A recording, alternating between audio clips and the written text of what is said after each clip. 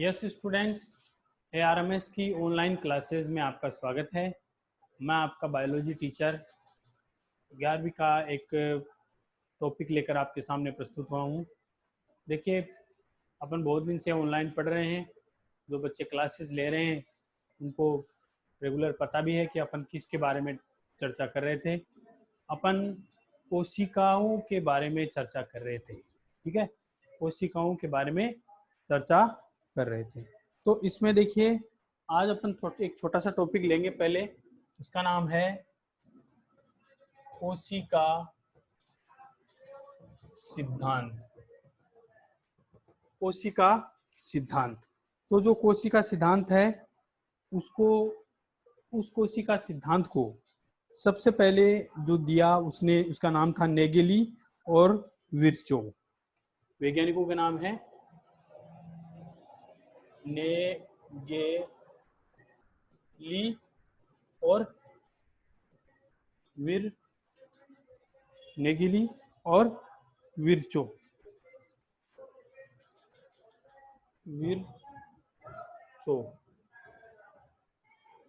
नेगेली और विर्चो, ये जो नेगेली और विर्चो है, इन्होंने कोशिका सिद्धांत को दिया। किसको दिया? कोशिका सिद्धांत को दिया। तो कोशिका सिद्धांत के मुख्य मुख्य पॉइंट अपन लिखेंगे। इसमें पहला पॉइंट है, सभी जीव कोशिका तथा उनके उत्पादों के बने होते हैं। कोशिका तथा उनके उत्पादों के बने होते हैं, ठीक है। पहला पॉइंट, सभी जीव कोशिकाओं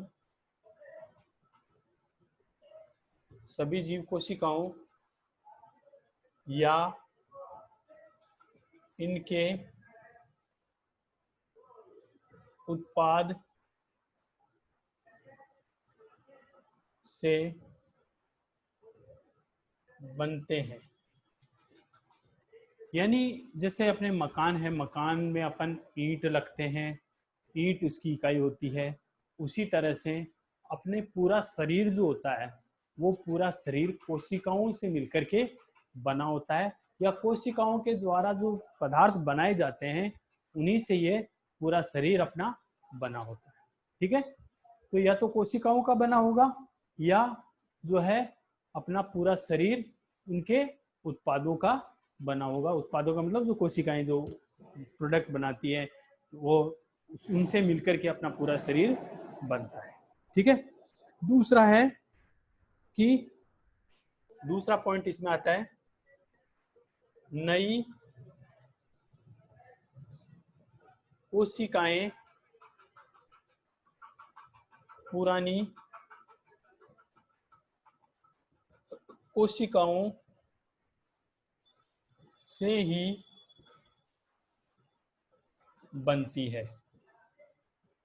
यानी इसका अपन अगर इस हिसाब से देखें तो जो नवीन कोशिका है वो पूर्ववर्ती कोशिकाओं से ही बनती है। नवीन कोशिका जो है वो पूर्ववर्ती कोशिकाओं से ही बनती है, ठीक है ना।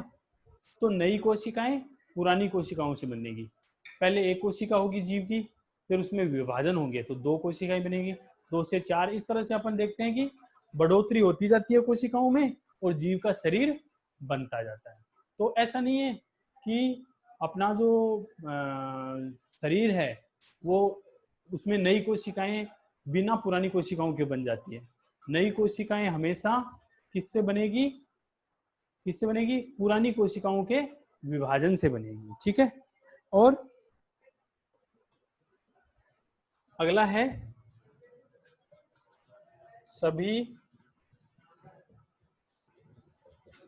कोशिकाओं में आनुवांशिक गुण होते हैं। सभी कोशिकाओं में क्या होते हैं? आनुवांशिक गुण होते हैं। यानी जीव के सभी आनुवांशिक गुण हर कोशिका के अंदर होते हैं, क्योंकि आपको पता है आनुवांशिक गुण किसमें होते हैं? गुणसूत्रों पे होते हैं। गुणसूत्र केंद्रक में पाए जाते हैं। गुणसूत्र डीएनए और आरएनए के बने होते हैं।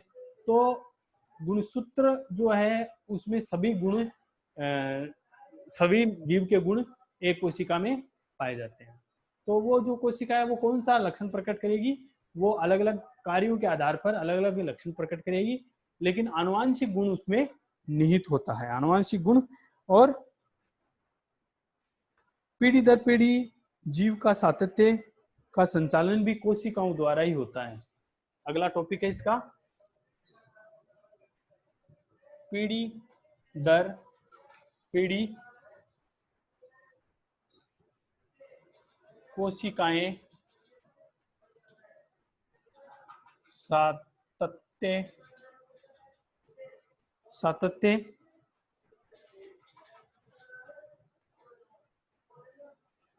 सातत्य यानी कंटिन्यूटी,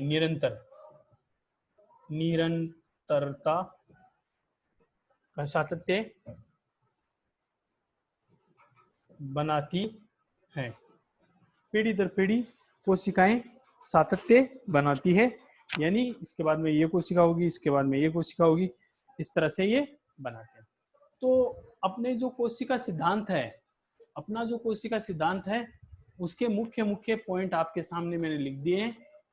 तो आपको सबसे पहले याद रखना होगा, क्या याद रखना होगा कि कोशिका सिद्धांत किसने दिया। कोशिका सिद्धांत दिया नेगेली और विर्चोव ने। नेगेली और विर्चोव दो वैज्ञानिक थे, वैसे पूरा नाम उनका नेगेली और रुडोल्फ विर्चोव है। नेगेली और विर्चोव आप याद रख सकते हो। नेगेली और विर्चोव ने ये कोशिका सिद्धांत दिया। इसमें 4 बिंदु आपको याद रखने, बहुत महत्वपूर्ण है, बहुत बार परीक्षा में पूछा भी जाता है इसके बारे में। सभी जीव कोशिकाओं से या फिर इसके उत्पादों से बनते हैं, पहला पॉइंट ये है। यानी या तो कोशिका या कोशिका के द्वारा बना हुआ कोई पदार्थ है, उसके द्वारा ही ये जीव बनते हैं। नई कोशिकाएं पुरानी कोशिकाओं से ही बनती है। नई कोशिकाएं ऐसा नहीं पदार्थ मिल गए और उस समय मिल करके नई कोशिकाएं बन गई। नई कोशिका बनने के लिए पुरानी कोशिका बहुत आवश्यक है। बहुत आवश्यक क्या, उसी से बनती है नई कोशिका विभाजित होने से। और सभी कोशिकाओं में आनुवांशिक गुण होते हैं, गुणसूत्र सभी कोशिकाओं में पाए जाते हैं, इसलिए आनुवांशिक गुण भी इसमें निहित होते हैं। पीढ़ी दर पीढ़ी कोशिकाएं सातत्य या निरंतरता बनाती है। पीढ़ी दर पीढ़ी वही कोशिकाएं रिपीट होती जाती है और अपने जो है सातत्य बनाती है, कंटिन्यूटी बनाती है। कंटिन्यूटी का मतलब जैसे एक जीव जन्मा, फिर उसके अंदर उसने और जीव पैदा किए, तो पीढ़ी दर पीढ़ी जो उनके बच्चे हैं वो सातत्य हो गया, और पीढ़ी दर पीढ़ी वो बनते जाते हैं बच्चे, और जो है वृद्ध व्यक्ति जो है वो मरते जाते हैं। तो लेकिन जाति की सातत्यता उसी से चलती है। ठीक है, अब अपन कोशिका का एक चित्र देखेंगे। कोशिका का एक चित्र जिसमें आप पादप कोशिका कह सकते हो उसको।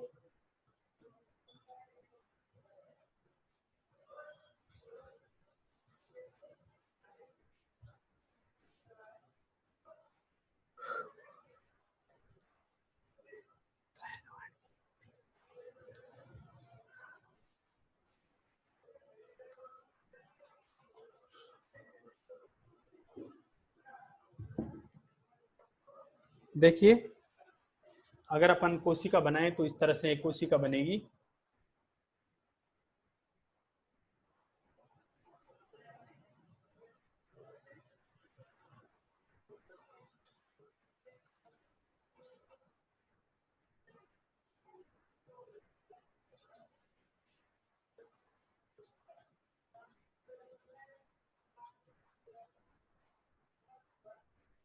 ये अपने पास एक कोशिका बन रही है।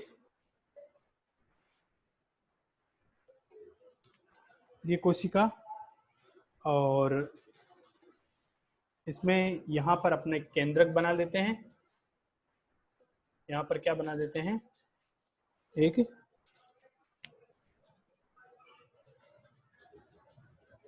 केंद्रक।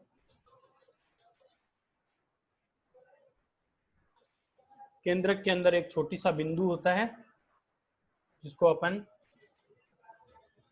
केंद्रिक कहते हैं, और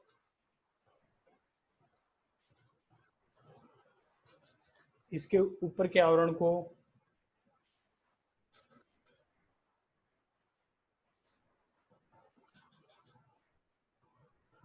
केंद्रक आवरण कह देते हैं। ये जो है कोशिका झिल्ली होती है इसकी,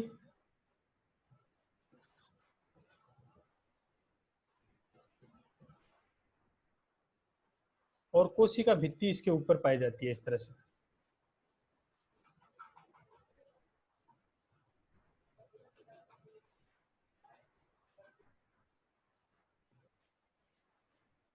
ये इसकी कोशिका भित्ति। इसके अंदर एक बड़ा सा एक चेंबर पाया जाता है खाली, जिसको अपन कहते हैं रसधानी। वैक्यूल पाया जाता है, रिक्तिका भी इसको कहते हैं अपन, रसधानी। इसके अंदर यहाँ पे माइटोकॉन्ड्रिया पाया जाता है। माइटोकॉन्ड्रिया को अपन कहते हैं सूत्र कणिका या माइटोकॉन्ड्रिया। इसमें यहाँ पर बहुत सारे राइबोसोम पाए जाते हैं। राइबोसोम पाए जाते हैं। इसके अलावा इसमें इस तरह से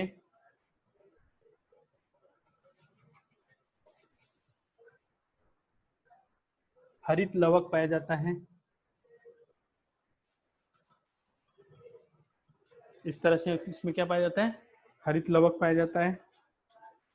और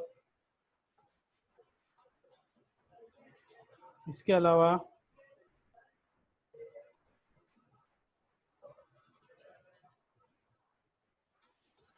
इसमें केंद्रक के चारों ओर इस तरह से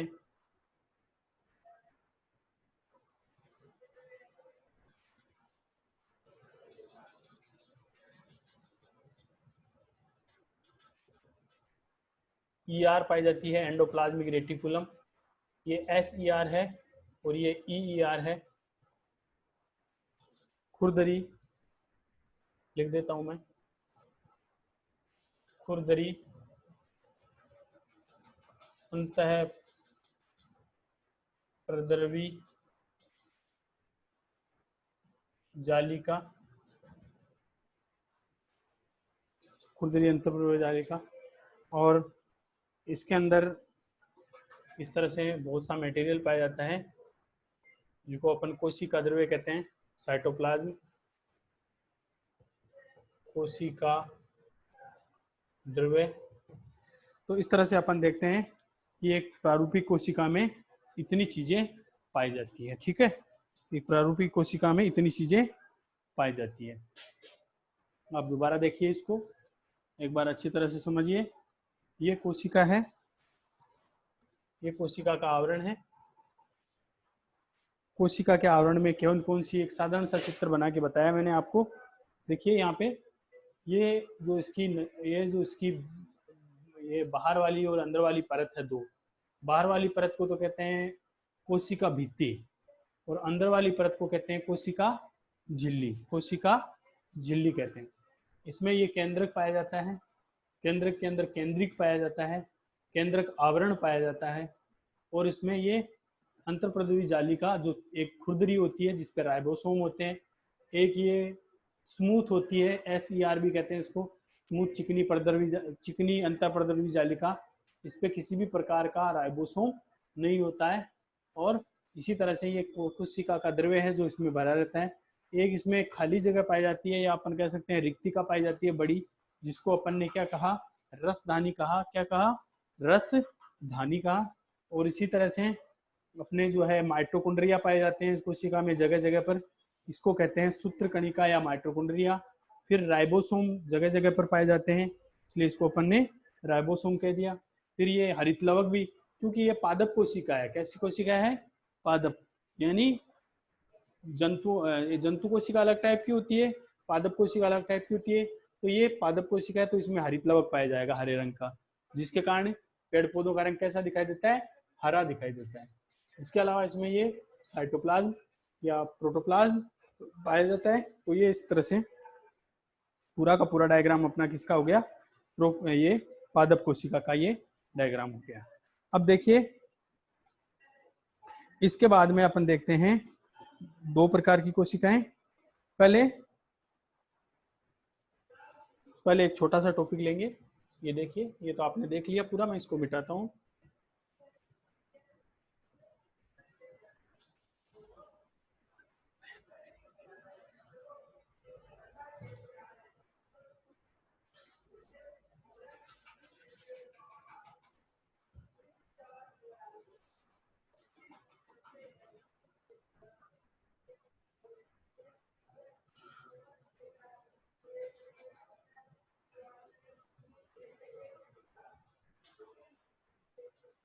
ये आपने कोशिका की संरचना देखी। अब देखते हैं वायरस कोशिका सिद्धांत के अपवाद। ये अपना पॉइंट आता है यहाँ पे कि वायरस जो होते हैं वो कोशिका सिद्धांत के क्या होते हैं, अपवाद होते हैं। वायरस क्या होते हैं, कोशिका सिद्धांत के अपवाद होते हैं। कोशिका सिद्धांत के क्या होंगे, अपवाद होंगे। वायरस कोशिका सिद्धांत के अपवाद। तो पहला देखिए, ये जो है वायरस, इनमें विभाजन की क्षमता नहीं पाई जाती है। वायरस में विभाजन की क्षमता नहीं पाई जाती है और विभाजन के लिए ये दूसरी जीवित कोशिका का उपयोग करते हैं। तो पहला पॉइंट आ गया अपने पास वायरस का। वायरस में विभाजन की क्षमता नहीं होती है। आजकल आप वायरस के बारे में बहुत ज़्यादा सुन रहे हो, corona virus, corona virus, corona virus.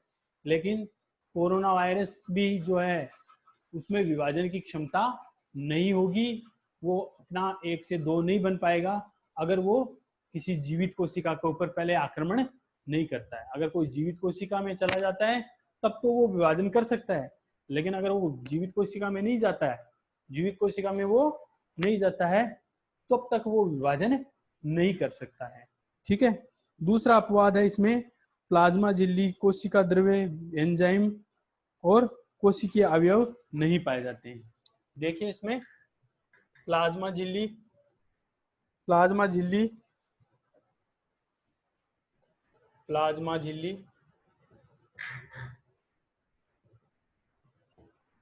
कोशिका, प्लाज्मा झिल्ली, कोशिका द्रव्य, कोशिका द्रव्य, एंजाइम आदि नहीं पाए जाते हैं। ठीक है। वो प्लाज्मा झिल्ली, कोशिका द्रव्य, एंजाइम आदि इसमें नहीं पाए जाते हैं। किसमें नहीं पाए जाते हैं, अपना जो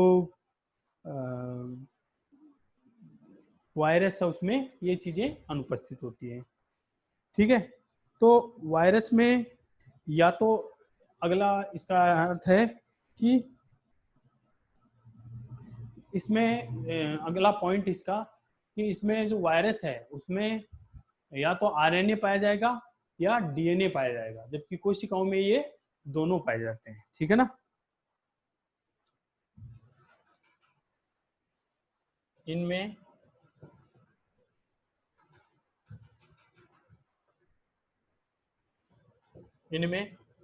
आरएनए या डीएनए में से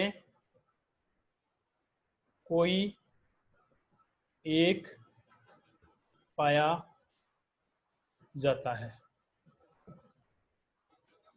जबकि कोशिकाओं में ये दोनों होते हैं। तो ये 3 पॉइंट है जो आपको याद रखने हैं कि वायरस कोशिका सिद्धांत के अपवाद होते हैं, वायरस जीवित भी होते हैं, वायरस मृत भी होते हैं। यानी वायरस में जीवन के गुण भी पाए जाते हैं और निर्जीव के गुण भी पाए जाते हैं, सजीव के गुण भी पाए जाते हैं और निर्जीव के गुण भी पाए जाते हैं। तो इसलिए कहते हैं कि वायरस निर्जीव और सजीव के बीच की योजक कड़ी है, योजक कड़ी है। तो इसमें वायरस में विभाजन की क्षमता नहीं होती है। जब तक वायरस बाहर पड़ा है वो पड़ा ही रहेगा, अकेला ही रहेगा, जब तक उसके अंदर विभाजन की क्षमता तब आती है, कब आती है, जब वो किसी जीवित कोशिका के ऊपर चला जाता है।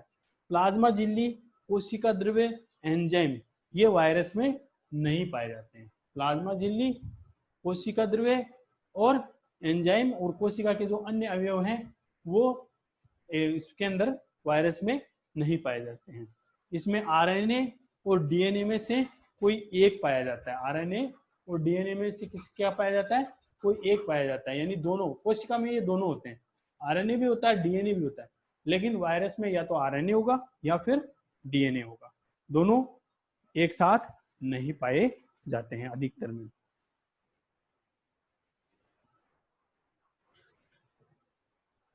अब अपन कोशिकाओं के दो प्रकार होते हैं, प्रोकैरियोटिक और यूकैरियोटिक, उनके बारे में पढ़ेंगे।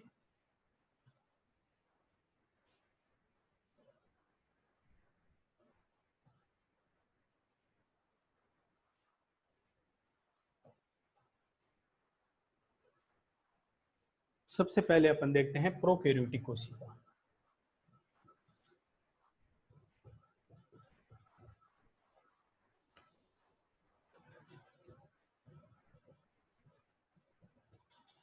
प्रोकैरियोटिक कोशिका, तो प्रोकैरियोटिक कोशिका देखो, एक तो यूकैरियोटिक कोशिका होती है, एक प्रोकैरियोटिक कोशिका होती है। दो प्रकार की कोशिकाएं होती है, एक प्रोकैरियोटिक और एक यूकैरियोटिक।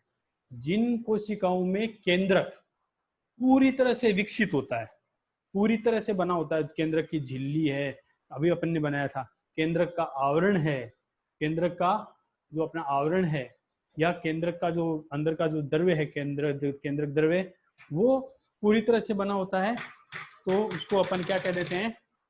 केंद्रक आवरण कह देते हैं, केंद्रक आवरण कह देते हैं। तो केंद्रक आवरण जो है वो इसके अंदर पाया जाता है। तो स्टूडेंट्स, अपन ने बात की अभी प्रोकैरियोटिक कोशिकाओं की। किसकी बात की? प्रोकैरियोटिक कोशिकाओं की। तो प्रोकैरियोटिक कैसे कोशिकाएं जो होती है वो किस प्रकार की होती है? देखो, जैसे जीवाणु कोशिका है वो प्रोकैरियोटिक कोशिका है, इस तरह से जीवाणु कोशिका है वो एक प्रोकैरियोटिक कोशिका, ये इसकी कसाब है, ठीक है। ये जीवाणु कोशिका एक प्रोकैरियोटिक कोशिका है। इसमें क्या क्या पाए जाते हैं? जैसे इसमें ये यहाँ पे डीएनए पाया जाता है, इस तरह से बिखरा हुआ डीएनए, डीएनए पाया जाता है। और डीएनए के अलावा इसमें मुख्य रूप से राइबोसोम पाए जाते हैं, ये इसके राइबोसोम, ये इसके राइबोसोम पाए जाते हैं। और इसमें कोशिका द्रव्य जो भरा रहता है इसके अंदर वो है कोशिका द्रव्य, जो भरा रहता है उसके अंदर, तो वो कोशिका द्रव्य होता है। और कोशिका भित्ति और कोशिका झिल्ली पाई जाती है इसमें। ये कोशिका भित्ति, कोशिका भित्ति और ये कोशिका झिल्ली, कोशिका झिल्ली, कोशिका भित्ति और कोशिका झिल्ली पाई जाती है। और इस तरह से अपन देखते हैं कि एक प्रोकैरियोटिक कोशिका है, ये प्रोकैरियोटिक जो कोशिका है वो जीवाणु की कोशिका है। और जीवाणु ज्यादातर प्रोकैरियोटिक ही होते हैं, यानी उनमें केंद्रक विकसित नहीं होता है। केंद्रक की जगह ये डीएनए ऐसे ही खुला ही पड़ा रहता है इसके अंदर किसी भी प्रकार का केंद्रक जो है इसके अंदर नहीं पाया जाता है, केंद्रक इसमें नहीं पाया जाता है। अब इसके नाम से देखते हैं, देखो, प्रो यानी प्रारंभिक, इसका नाम है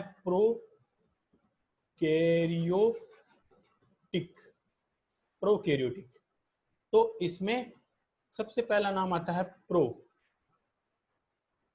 का मतलब होता है प्रारंभिक। प्रारंभिक का मतलब जो आदिकाल में था, पहले जो शुरू में बना, प्रारंभिक। और कैरियोन। कैरियोन का मतलब होता है नाभिक। कैरियोन, कैरियोन का मतलब होता है नाभिक। तो जो प्रोकैरियोटिक कोशिकाएं हैं वो नाभिक का प्रोकैरियोटिक कोशिकाएं जो होती है उनमें पुराने प्रकार का या प्रारंभिक नाभिक पाया जाता है। नाभिक मतलब केंद्रक। तो नाभिक, अब इसमें आते कौन कौन से हैं, इसमें जो प्रोकैरियोटिक हैं उसमें कौन कौन से आते हैं। पहला आता है अपने पास नील हरित शैवाल। उदाहरण देखिए इसके प्रोकैरियोटिक कोशिका के, नील हरित शैवाल। नील हरित शैवाल पहला है। दूसरा है नील हरित शैवाल, दूसरा है अपने पास ये इसका उदाहरण जीवाणु। जीवाणु। और तीसरा उदाहरण है माइकोप्लाज्मा। माइकोप्लाज्मा। तो तीन अपने उदाहरण आ गए, नील हरित शैवाल, जीवाणु और माइकोप्लाज्मा। तो कोशिकाओं में झिल्लीयुक्त इनमें एक तो केंद्रक विकसित नहीं पाया जाता है, ठीक है ना।